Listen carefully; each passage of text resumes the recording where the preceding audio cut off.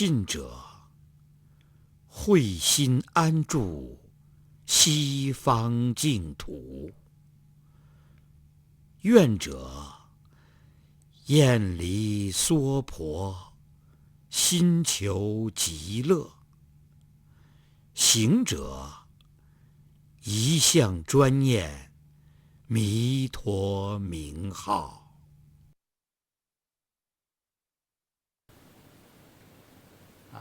所以念佛法门就是能够令我们带业往生，横超三界。念佛法门对我们是非常重要的。念佛法门它还能够令我们在修行的过程当中不至于遭受种种的魔障，有佛的加持护念。这个时代的众生他不修行可能还正常一点，一旦发心要修行，往往会出现种种的问题，走火入魔。因为通过持戒修点禅定，激发阿赖耶识原来潜伏的那些魔障。我们有五阴魔呀、心魔呀，还有外魔、天魔呀。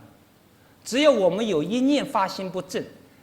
想求神通，想求善巧，想求智慧，想求见佛，想求什么？这个造妄心去求，马上境界就出来了，魔的境界，非常可怕。大家去看看《楞严经》讲的50种阴魔呀，50种阴魔就是色、受、想、行、识这五阴各有10种魔呀，尤其是想阴的10种魔。你想求见佛，马上这个魔就跟你变形成佛呀，种种神通变化，跟你讲经说法呀，那你不得不五体投地呀。如果你认魔境界为真实，认为是你的圣境界，是你证悟的现前，那你就成了魔子魔孙。所以我们看到这个世间，无论是学佛的，还是修点气功的，练点什么的，很容易出问题啊。中国大陆很多练气功的人都到了精神病院去了。人觉得哎呀，这个一练气功或者一修行还容易得精神病，他就干脆就不学了，怕了。那这个不学也不对呀，因为人生难得，全身都是修道的法器，你不去修行，不去求圣贤出离之法，这一生也就空度白过了，也就非常遗憾了。那么念佛法门，它能够令我们离开魔障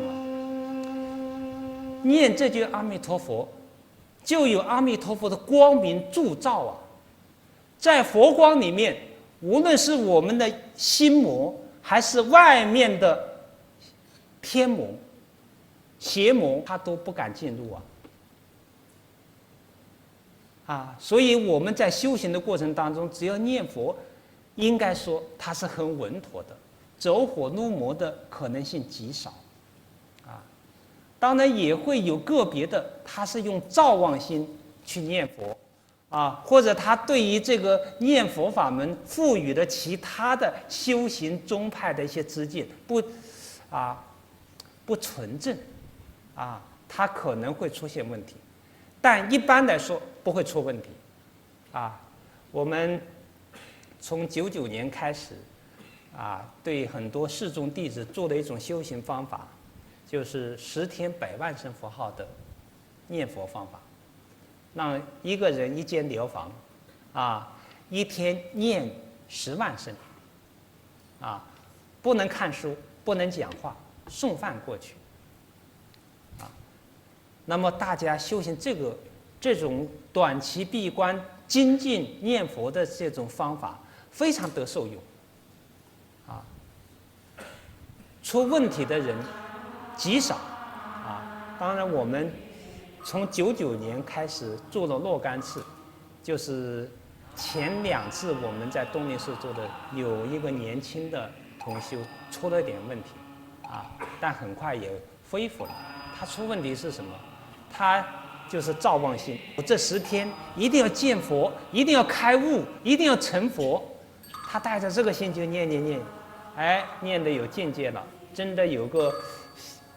声音告诉他啊，你很不错啦，你证到了阿罗汉果啦，啊，你这样的，哎，他一听就他就觉得他真的是阿罗汉果，这种我慢性很高啊，然后他那个在疗房里面也待不住，到处逛啊。别人跟他讲，你不要跟我说，你不要跟我说，你没有资格跟我说，我都是阿罗汉，你跟我讲什么？啊，最后就颠颠倒倒，没有办法，只有把他送到精神病院去治疗了10天，这是说他对这个法门赋予了其他的东西，念佛法门一定要赋予他本有的情况。念佛不是求开悟，念佛就是求往生，而且要有非常谦卑的态度去念。什么叫好境界？你念念都是这句南无阿弥陀佛，念念不空过，这就是最好的境界。还能比这境界更好吗？如果你在这之外，你附加了其他的条件，可能就出问题。尤其是有一些人就把这句念佛号作为他做功夫的手段，这是比较糟糕的现象。印祖当年曾经呵斥，这是将横超法做输出用，将这个横超三界的妙法作为他输出，就是断烦恼开智慧的一个输出法门来用，它容易出问题，或者念佛追求开悟都会出问题。本身这一念的这样的一个指向，就不符合净土中的道理，大家是要注意一下。这个念佛法门方法极为简单，能够义理境界又非常的圆顿了义，它的简单就在于你只要念南无阿弥陀佛就可以，这6个字谁都可以念。我们要把这个6个字的无尽的宝藏把它开发出来，不是一件简单的事情。我们对6字胡名有没有信心？这个6字胡名就是实相，就是一真法界呀，就是十方三世全体的功德无尽的自信的宝藏，所以就叫名具万德。这个名号具足阿弥陀佛所有的功德，然后名照万德，这个名号我们去念它，就把名号内具的功德召唤出来。第3句全摄佛功德为智功德，全面的把阿弥陀佛的功德转化为我们自己的功德，就靠这6字洪名解决问题。所以单刀直入，自简自义。这个自简自义是把佛的智慧推到登峰造极的一个反应。越简单的东西越有真理。正因为法藏菩萨把无量光无量寿展示出来，所以他才把简和义2种功德显发出来了。没有把无量光寿推到极致，就不可能出现简易的方法。然后这个简易的方法名号里面是了义中第一了义，了义就是中道的真空妙有。阿弥陀佛就是切证了诸法的空性，然后由48大愿的愿力显示了西方极乐世界全体的一正庄严。这个妙有是从真空里面显现出来的，理解了真空才能相信妙有，把握了妙有才能够把握空性。无量寿就是真空，无量光就是妙有。无量光寿就是了义当中第一了义，很不简单的啊。然后它是圆顿中至极圆顿啊，圆、圆融、圆满、圆具，一发一个法具足一切法，它就在圆了。顿，它是顿然了。当生念佛，当生解决问题，乃至你在当下这一念能够感应，一念相应，一念生；念念相应，念念生，念念往生。它顿了，就在我们能念佛的一念当中，可以顿然超越一位通途菩萨三大阿僧祇劫的修行啊，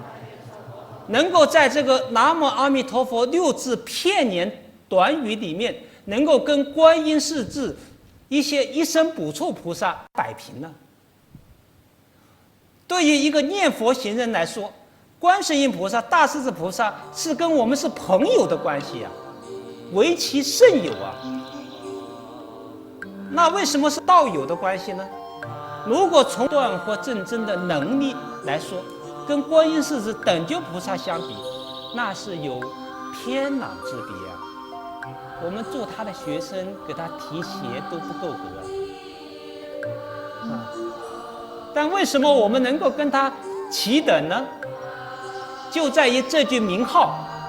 把我们跟观音世智摆平了。观音世智也是念南无阿弥陀佛，我也是念南无阿弥陀佛。南无阿弥陀佛的全体的功德你也得到了，我凡夫众生也得到了。由于这句南无阿弥陀佛是大平等，于是我们念佛的所有的人也就平等了，是这样的关系。就好像大海啊，你黄河、长江的水进去非常浩瀚，进去是大海的水。我一个小溪流、小湖泊过去，我只要进入大海，也跟你平等吗？大海水等同一味吗？都有咸味嘛。啊，一滴海水具足了无量百川溪水的信息嘛。啊，从这里面我们要理解圆和顿。啊，那么这个圆还要体现一法具足一切法。我们常常在修行过程当中，总是会选择很多法门，啊，在七觉支里面，择法觉支是摆在第一，所以我们读很多经典啊，接触到很多法师跟我们讲了种种的法，这样搞得我们眼花缭乱了。我修这个念佛法门，听说密宗很好啊，听说禅宗很好啊，听说这个很好啊。哎呀，心里就这山望着那山高，他们那么殊胜，他心里好像有吃亏的感觉啊，是吧？所以他就心里摇摆，心里想去尝试一下，啊。原来我们在大陆也有一些人说，哎呀，我们念佛不能够清净，不能一心，就是孽障太重了。那怎么我们念100万的某个密咒，等消了孽障再来念佛？哎，一听也很有道理，于是他把佛号放下来了，他就持某个咒去消孽障，啊。那么观无量寿经说，自心称念一句南无阿弥陀佛，消80亿劫生死重罪，还在这个佛号之外去寻找消孽障的方法吗？啊，等一下一看。念那个佛很有功德，念那个菩萨很有功德，我光念这句南无阿弥陀佛够不够啊？行不行呢？啊，甚至拜这尊菩萨、拜那尊佛很多功德，如果我光拜阿弥陀佛一尊佛，是不是其他佛菩萨会生我的气呀？哎呀，那怎么办呢？这里就得要有大乘的圆顿的义理，一法具足一切法。念南无阿弥陀佛，就等于念十方三世一切佛，升到西方极乐世界，就是升到了十方无量的刹土，南无阿弥陀佛具足一切经咒所有的功德，乃至于通途8万世间法门所有的都能够含摄。比如所有通途法门，我们一般讲戒定慧，还有六度，我们来剖析一下戒。戒律，小乘的戒律规范我们的身口七支，大乘菩萨戒律还要念头的清净，身口意三业，它有种种的行为规范。透过这个戒律，我们知道我们的烦恼在什么地方。戒是捉贼呀，知道贼在什么地方。定呢，就是把这个贼绑住，慧呢，就把这个烦恼贼一剑把他头砍下来。它是一个这样的关系，戒定慧，由戒生定，由定开慧，这是通途佛法三无漏学。解决生死问题不是靠我们自己的力量，完全是靠阿弥陀佛的力量，全身心靠了阿弥陀佛解决问题。今晚脱的邪和化，就是明照双目。念佛不是求开悟，念佛就是求往生。当我们在念佛的时候，我们念念都是在这个佛号当中，这就是持戒呀，摄心为戒呀。你的念头都不会动，还会去身口七支造杀盗淫妄等等的罪犯戒的行为吗？所以念这句名号是不是具足做戒呀？那么定这句名号里面它具足止观呢。我念这句佛号就止住了5欲6尘的念头止就是定之因呢定由定才能开慧呀。这句名号具足着无量寿的功德，所以我们能够获得定若人但念阿弥陀，是名无上深妙禅。它能够含摄定当我们念佛的时候这个止住其他的妄想杂念，然后这句名号孤名利利，这就是观，就是慧名号当中具足无量光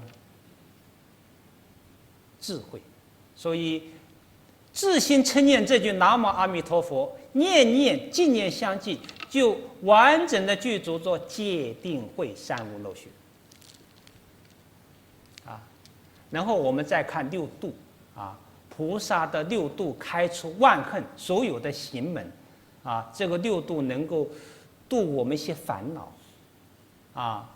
我们一心念佛，所有的万缘全都舍下去，身心世界都忘了，这就是布施布施波罗蜜我们一心念佛刚才讲摄心为戒，这就是持戒波罗蜜我们一心念佛，念念弥陀光明的铸造，身心柔软就是忍辱波罗蜜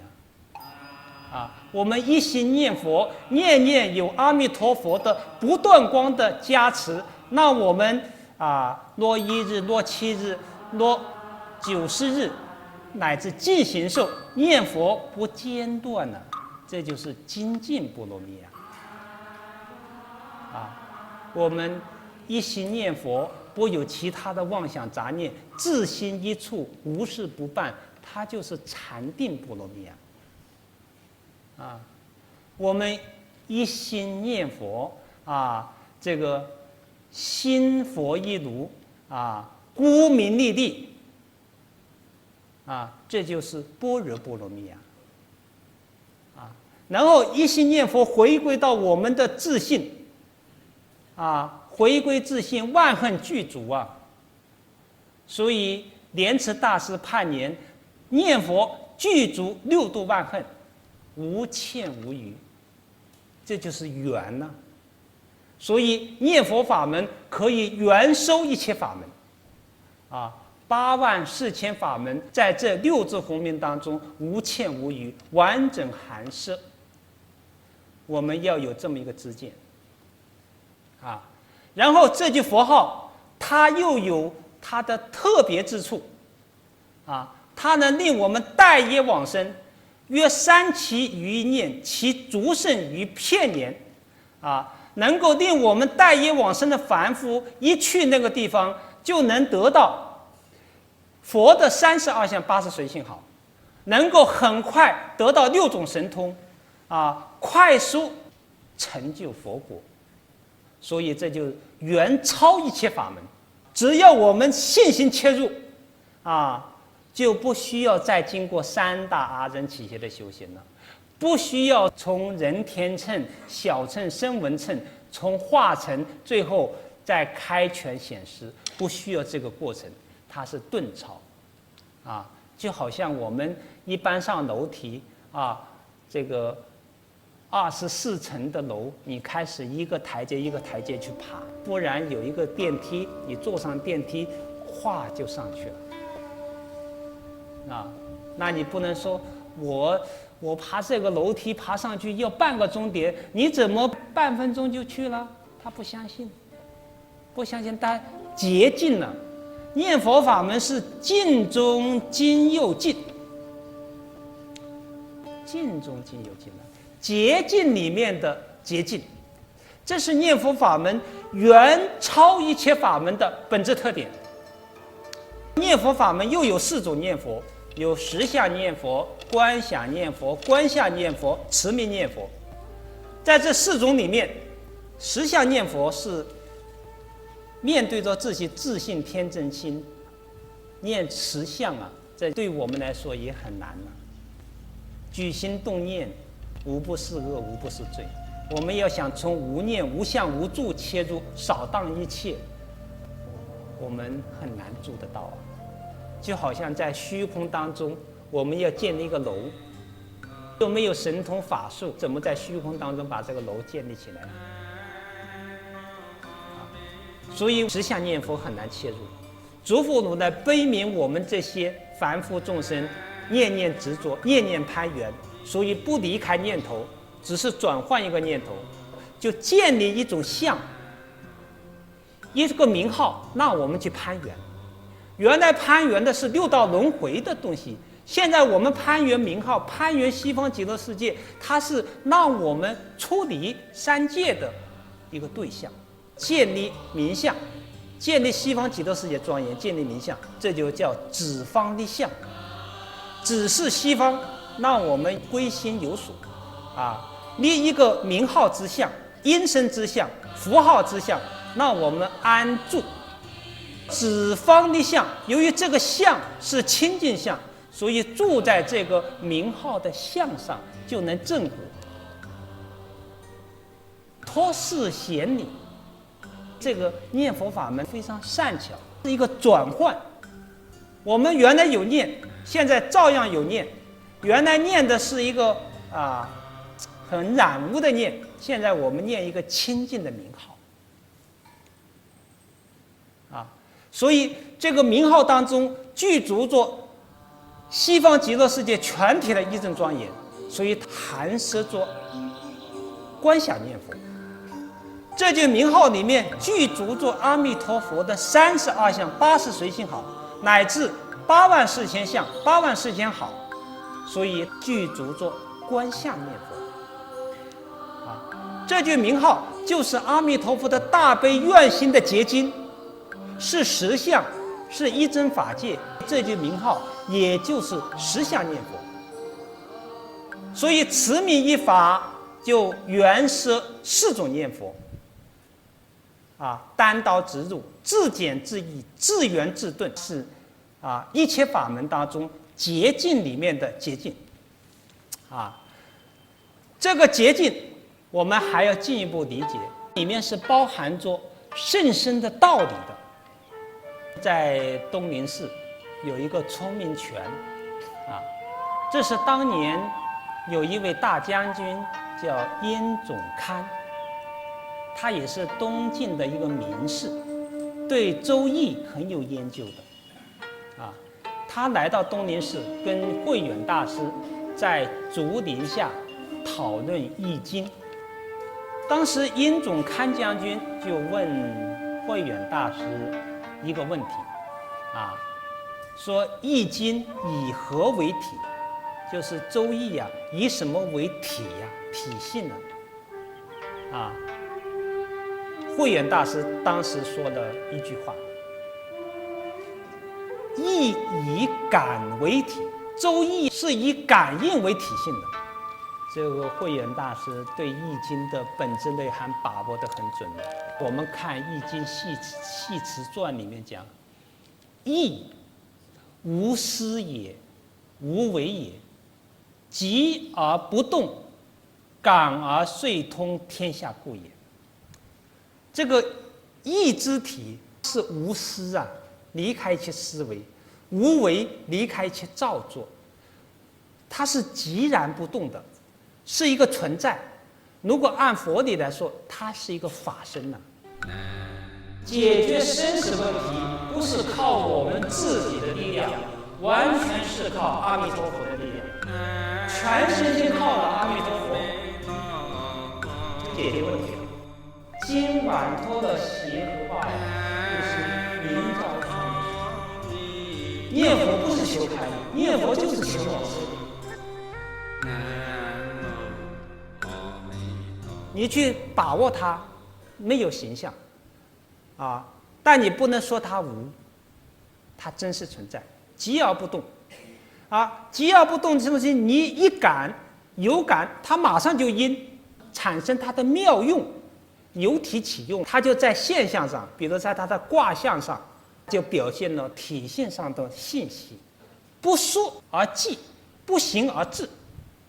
这个意之理不输，就是在现象层面，它不是说我要走得很快，它实际上你没有走得很快，但它的结果却是非常快捷。记就是快速快。它呢，你说这一感马上应，它都没有一个时间空间的间隔就是非常神妙。不行而至，你并没有行走，但是已经到达目的地了。比如净土法门就有这样奥妙。阿弥陀佛48大愿全体的慈悲愿力，就像这个无私无为寂而不动的存在弥漫在虚空法界，也就弥漫在我们的当下我们只要用至诚心深信切愿去感，马上就在我们的内心显现出来。西方极乐世界距离我们这个世间有10万亿佛刹之遥远，它从这个现象上的时间空间非常非常辽阔用多少光年都没办法表达出来。一个3000大千世界我们都没办法测量它的距离，更何况有10万亿个这样的3000大千世界。那么这么长的一个时间，你怎么临命终时弹指间，甚至一念间就到了西方极乐世界七宝池莲花中化身了呢？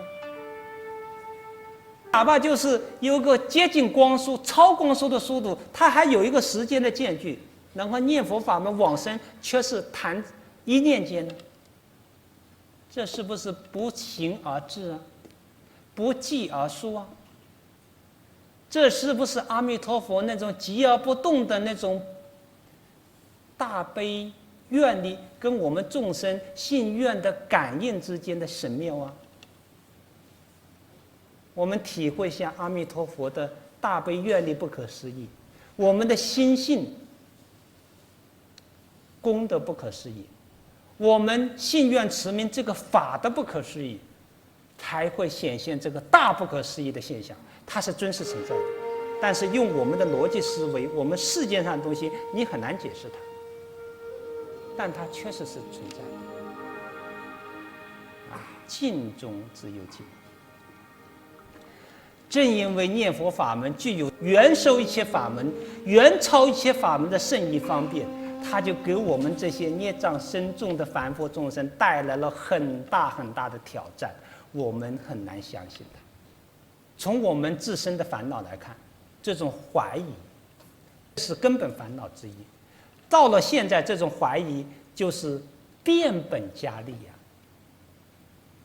我们现在对一切人，你别说其他，对一切人，我们本能的就很难相信他。人与人之间想得到一个信任，在这个时代是很困难的。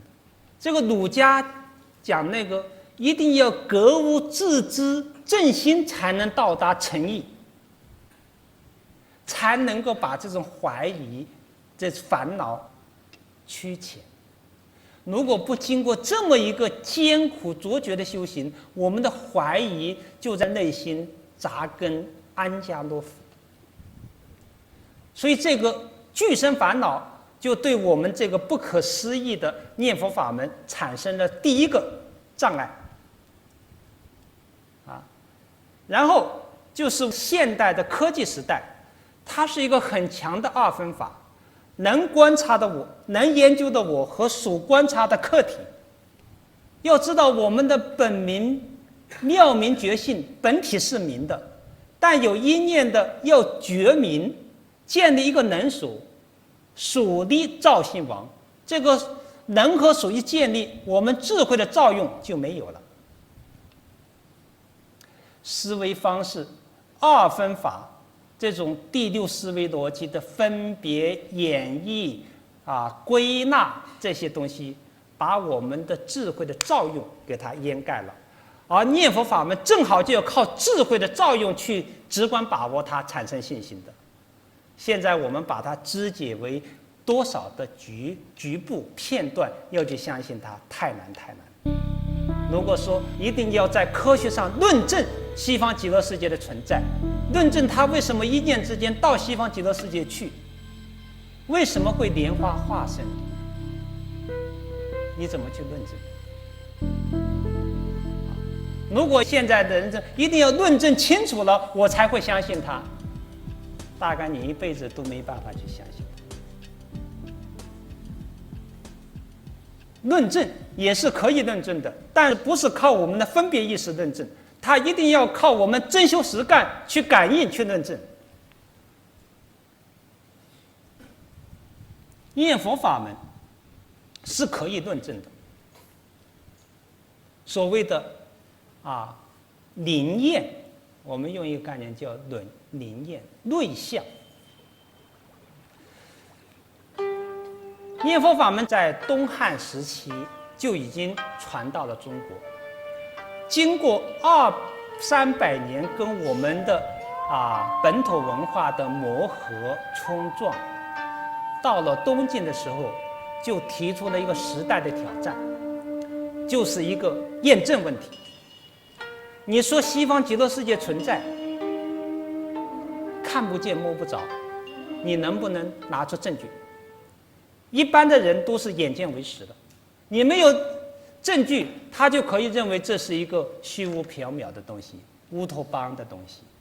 幻想出来的东西。所以在东晋的时候，迎接这个时代挑战的，就是我们净土宗的第一代祖师慧远大师。他在东林寺起建白莲社，整合了那个时代知白二众123个精英人物，专修念佛法门，去验证这件事情。这是我们华夏民族正胆国民的福报啊！这次验证成功了。慧远大师3次见到阿弥陀佛。刘一明居士修行半年就见到佛光，修行15年，他见到阿弥陀佛。当他见到阿弥陀佛的时候，他内心还有怀疑呀，他怀疑这是不是我的幻觉呀？幻觉出来的，所以他要求验证了，所以他就动了个念头，说：“你老人家真的是阿弥陀佛的话，你能不能用手啊摸我的头顶啊？摸我的头啊！这念头一动，阿弥陀佛就用手啊，金色的手柄摸他的头顶了。他一摸，哎呀，很温暖呐，很舒服，都抖罗棉那样的手啊啊！哎，但是他还想要验证，说你老人家如果真的是阿弥陀佛的话，你能不能用你的袈裟来覆盖我的身体呀？哎，这个念头一动，阿弥陀佛就用袈裟覆盖他的身体。这下刘一明居士才是感动的热泪盈眶，不是幻觉，不是一个像我们笔画上的一个不能跟人沟通的东西啊，它是灵灵不昧的。你念头一动，它马上满你的愿，恒顺众生啊，慈悲之极呀！啊，刘一明居士以后还有机会到了西方净土。7宝18功德水，还喝了一碗呢，喝了一碗回来，那个毛孔当中发出的香味持续了半个月呀，所以他临命终时欲知实质啊，尽香先感谢释迦牟尼佛，没有释迦本师宣传这个法门，他不知道啊。第一支香感谢释迦牟尼佛，第二支香感谢阿弥陀佛，太慈悲了，我就要到你那去做你的学生了，亲自阿弥陀佛。所以东林寺、白莲社完成了一个在正党国的一个验证，这是我们中国佛教界的一个大事因缘啊。释迦牟尼佛在宣说念佛法门的时候，谁来证明？是十方三世诸佛生出广长舌相，遍伏3000大千世界来证明的。一个人3世没有说一句妄语，他的舌头可以伸到发际啊，覆盖面部啊。如果婆罗门外道一看到佛生出这个情况，他不会有怀疑，佛说的每句话都是真实的。要么他说过一句假话，他没有这种相。为了使我们怀疑心很重的众生相信念佛法门，诸佛生出的不是覆盖法际啊，他的舌头覆盖3000大千世界啊，说明不是3世没有讲究往往你，那是无量劫以来没有讲过一句假话的人来给我们做证明的。我们如果还不能相信，你们就业障深重了。所以我们众生的怀疑啊，它是非常深非常深的。那么这种怀疑还来自于我们的思维方式啊，这是一个先天的局限性的。本来我们的心性可以是究竟如虚空，广大无边际，我们也是有无量光无量寿的。然而一念无明妄动啊，变成了我们业障身啊，我们就认大海的佛欧作为自我，作为整个世界，齐齐了广大的大海。所以我们的五蕴呢，色受想行识，就使我们的知见非常的狭小，这种心量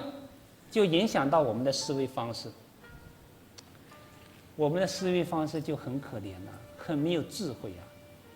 没有智慧到什么程度？我们可以用比喻来想一想：春天生，夏天就死的昆虫。如果跟这个昆虫跟他去讲冬天的景象，白雪皑皑的景象，你能跟他去讲吗？他从来没有见过呀。我们在想，面对一个井底之蛙，在井里面的一个青蛙，他看到的天空就是3尺见方，它所生存的水域就是那么一些浅水。如果你说在这个3尺之外还有广袤的天空，在你的水域之外还有浩渺的大海，他怎么相信？他没有这种经验。那么我们就想，释迦牟尼佛跟我们讲西方极乐世界多么的艰难，我们生存在这个娑婆世界，我们本能的就不会相信它。我们在这个世间寿命只有100年呐，最多啊。我们会怎么想到另外一个世界还有无量寿啊？我们在这个世间想得到一点资身用具，那是非常辛劳啊，流血流汗呐。怎么会想到还有个插图，它是念头一动，什么都有啊？啊，你想穿衣，念头一动，想要什么质地的，而且都是珍宝质地的，都是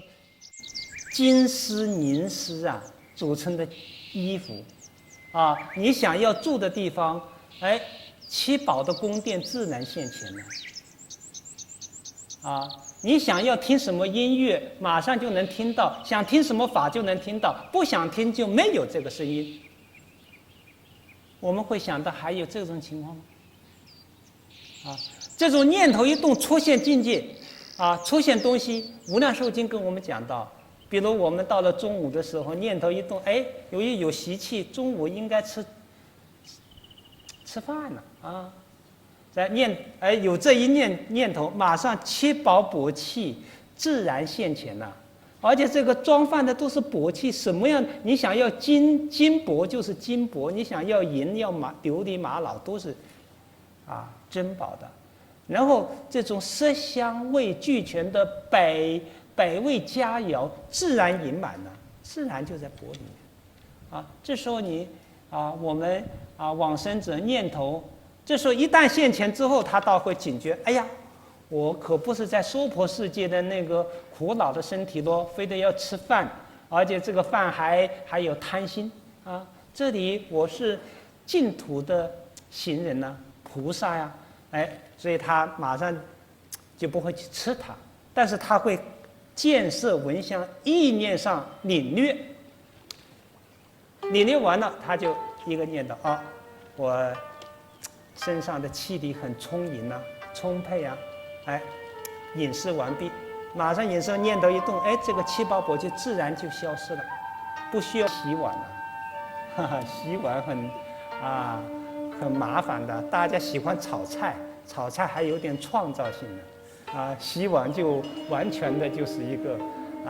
很麻烦的事务性的东西。原来我们看到这些情况，总以为这是神话呀。然而仔细的去思维它却是很科学的，非常符合科学的原理。大家知道，上个世纪有一位很有名的科学家呀，爱因斯坦嘛。基本上是揭开了20世纪科学的新篇章他的里程碑的科学发现，相对论还有他的质能复变公式。质能复变公式是E等于 mc 平方，就是能量E等于质量 m 乘上 c 速度的平方。这个简单的方程式是揭示了这个物理世界的一个秘密呀。质量和能量相互转换。质量是什么？质量就是闭锁了的能量。能量是什么？能量是释放了的物质，把它释放了的物质。它是，而且跟速度成正比例相关。那么这个公式刚一来的时候，很多人不相信了。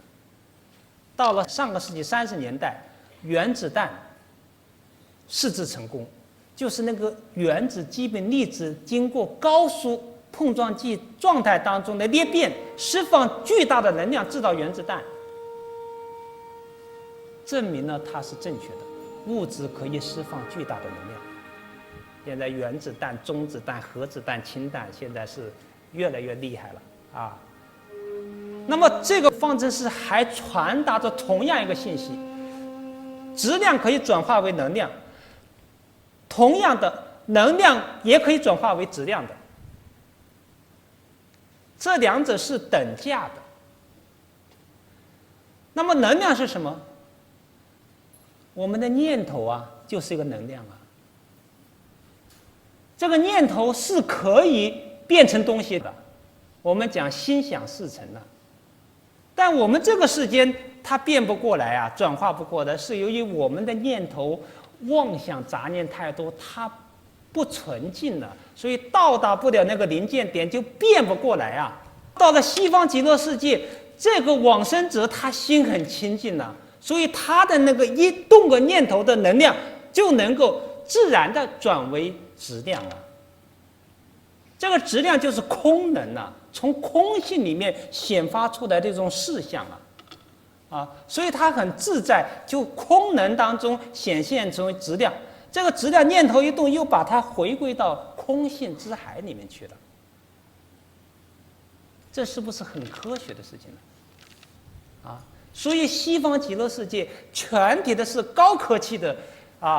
一个世界呀，一个刹土啊。这个世界我们叫智能的全自动化，现在是做这个。那么西方极乐世界是空能或者说佛能的一个高度自在的世界你比如在七宝树，包括在每一个地面的每一寸地面，每一个墙壁，它都能够贯穿十方世界呀，都能够原摄过来。念头一动，你想看他方世界景象就显现出来，非常清晰，就好像拿一面明亮的镜子看我们的面相看得那么清楚一样我们这个世间也有一点高科技美国台、日本台我们弄一弄，电视台也能发布出来，但是它还需要一个中介，一个电视机，一个按钮。我们在西方极乐世界不需要这些麻烦了，念头一动，遥控就显现了所以我们在这个世间就很难相信这个东西。我们这个世间都有男人女人要组建家庭，西方极乐世界全都是男子大丈夫身，没有家庭没有私有财产的，没有这个社会政治组织没有货币交往的经济行为那些你看你还有什么货币？整个的地面都是黄金，都是无量珍宝。我们现在有点黄金稀有金，说得到一点赶紧锁在保险柜里面还得请几个保镖那西方极乐世界太多了，你怎么去把它放在保险柜？尤其一去以后，它本身没有我的观念，破除了身界，就没有我所占有的东西那一切住的地方也没有门牌号码，你这个楼多少栋什么门牌都没有这样我们就觉得很难相信了在这个世间生命的诞生一定要10月怀胎很辛苦那么西方极乐世界莲花化身了莲花化身